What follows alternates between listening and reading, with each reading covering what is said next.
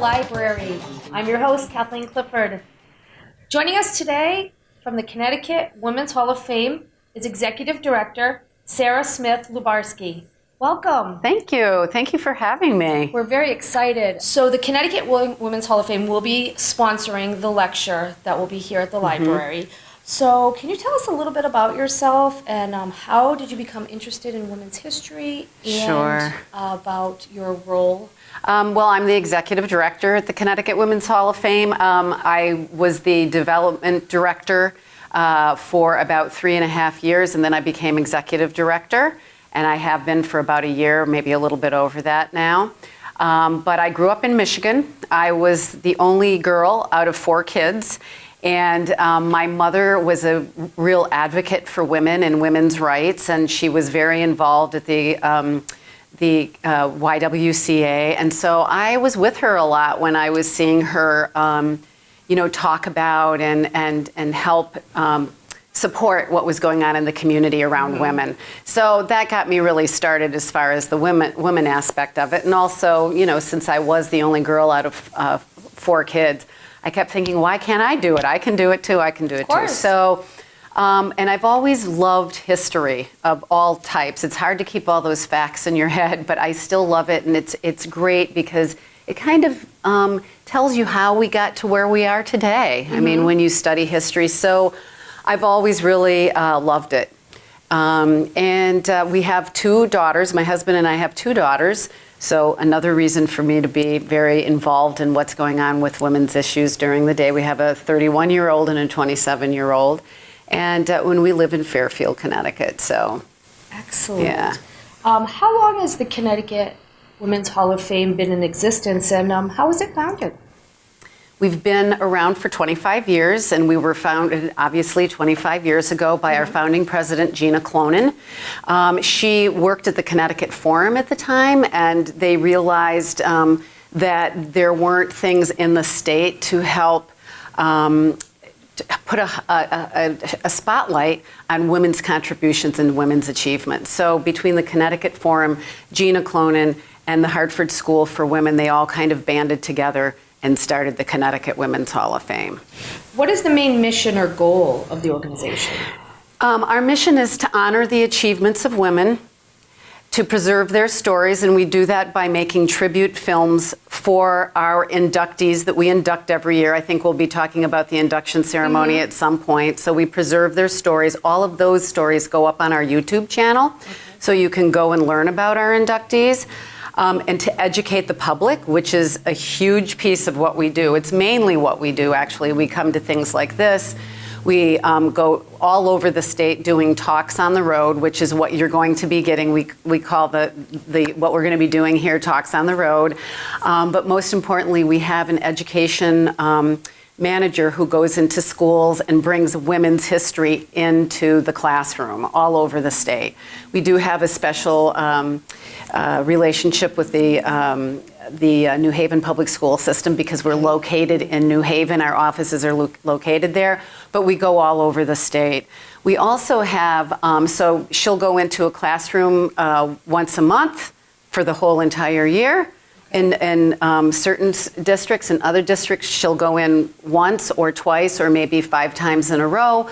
But we also have all-day programming that is just centered towards girls. When we go into the regular classroom, we think it's important for boys to know what women have accomplished and what they have achieved. And we do pre and post testing, not testing, but a pre and post survey with the kids to see if we're moving the needle on how they perceive women in leadership positions or in comparison to men and things like that, because we just feel like that should be equal.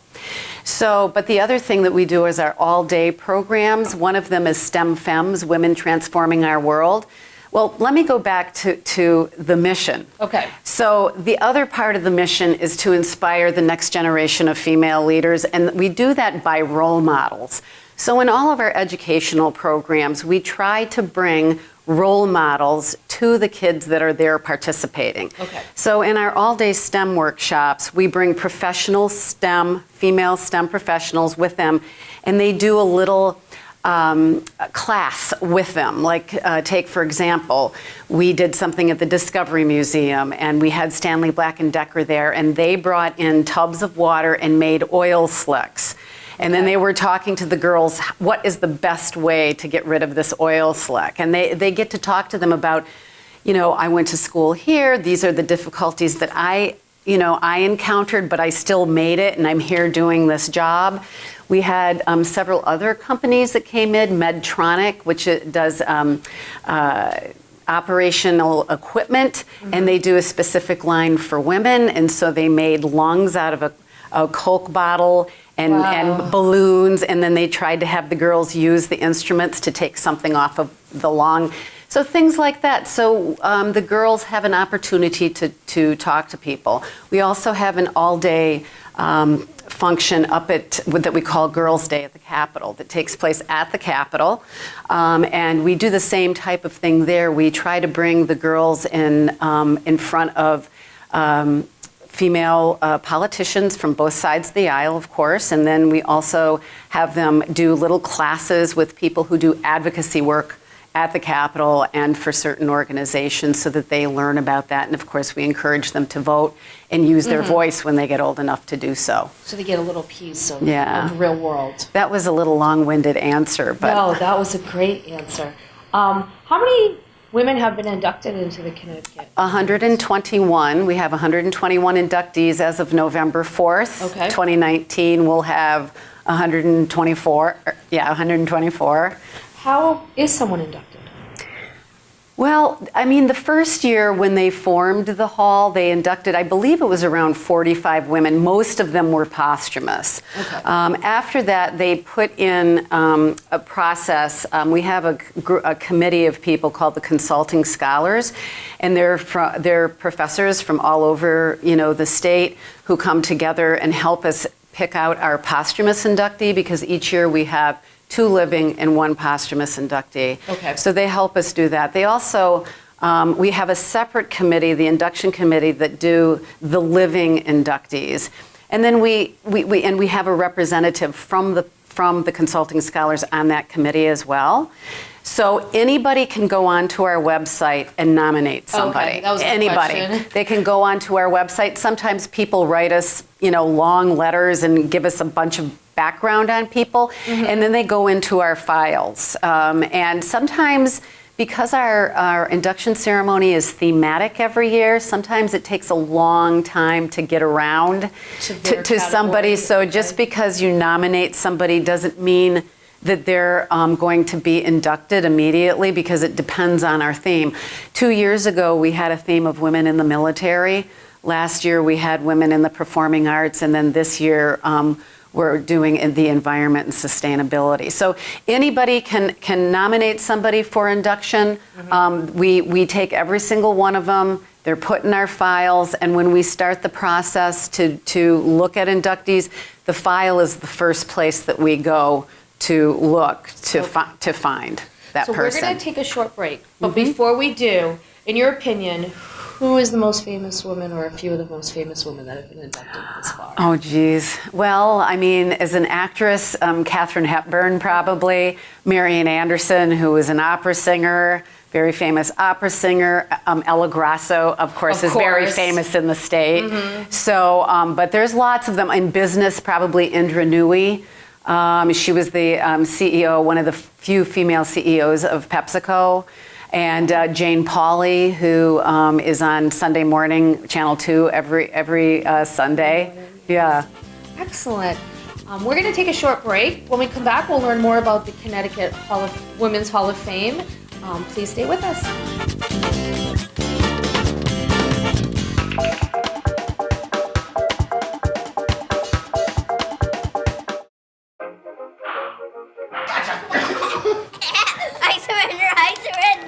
All right, pal. Hey, Dad. Do we have a gun? What's up? Do we have a gun? Why do you ask that, kiddo? Can I play with it? No, absolutely not. It's not a toy. You know that. Anyway, I need it to protect you, your sister, and Mom. But what about the 8 kids who get shot every day by mistake? Where'd you hear that? Where do you keep it? It's hidden. I bet it's on the top shelf of the closet, under your sweatshirts. Is it loaded? Remember when I found my Christmas gift? You always told me to be curious. No, that's not what I meant. And when it's just me and Mom, I could use the gun to protect her. No, Justin, I promise. I'm always here for you. But Dad, you're not always here. Sunshine through today with seasonal temperatures. We should reach our normal high of about 82 degrees by this afternoon. Clear skies tonight with a low of 70.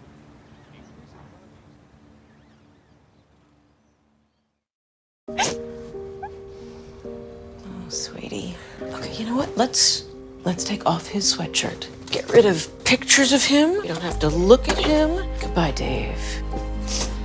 Mom, you don't understand. He's tagged in like 400 of my posts. I can cut out tags. No, that's not how it works. What is a tag? You don't have to be perfect to be a perfect parent. Thousands of teens in foster care would love to share their first with you.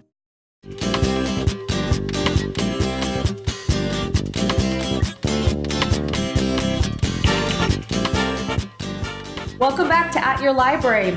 In honor of Women's History Month, joining us today is Connecticut Women's Hall of Fame Executive Director Sarah Smith Lubarsky. Before we cut to break, we were talking about women being inducted into the Connecticut Hall of Fame. How is there an induction ceremony? Yes, there is an induction ceremony every year. Next year's induction ceremony will be at the Connecticut Convention Center on November 4th. It's from 6 to 9, and we will be inducting 3 women who work in the environment and sustainability. And we talked about how they can be mentioned. Can you view the ceremonies online? Yeah, you can go on and see snippets of it on our YouTube channel, but yes, you can do that. And you can read about our all of our inductees on our virtual hall. We don't have a physical location. I mean, our offices are at the Southern Connecticut State University. They're our partners, and they're wonderful by giving us this space. But we don't have a physical location from people around the state to come and visit.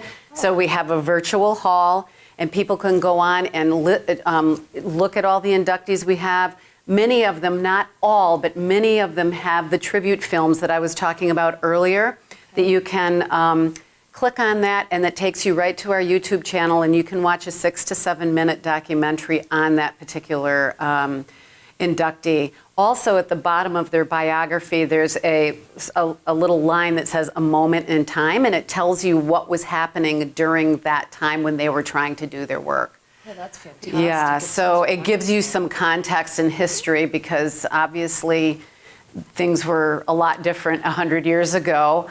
And we have to remember that in 2020, it's the 100th anniversary of a women's right to vote. So, you know, we have to look back and thank our foremothers for what they did to be able to get us to come to the table to vote. Right, as we continue our work forward. Yes. But you did say there were exhibits. How Yes. would we find out where we could visit those? You can go onto our website, cwhf.org, and you'll see that we have a banner exhibit called "We Fight for Roses Too," and they're large banners that you can put in any space, and we do this completely for free. Okay. And you have to come and pick it up and bring it back, and we need insurance, proof of insurance in case anything should happen. But we also have a portrait exhibit of our inductees, and so a lot of people will, take a portion of that and exhibit it in their space. And again, that is completely free of charge. And right now, we're working on trying to get 2 sets of banners about women suffragists when they were working on trying to get the vote, so that can also travel. So let's keep our fingers crossed that happens. That would be perfect for the coming year. Yeah. What is the Connecticut Women's Heritage Trail? It is a map on our website that tells you all the different sites of places that famous women from the state either lived or worked, and you can go and travel that trail to visit those places.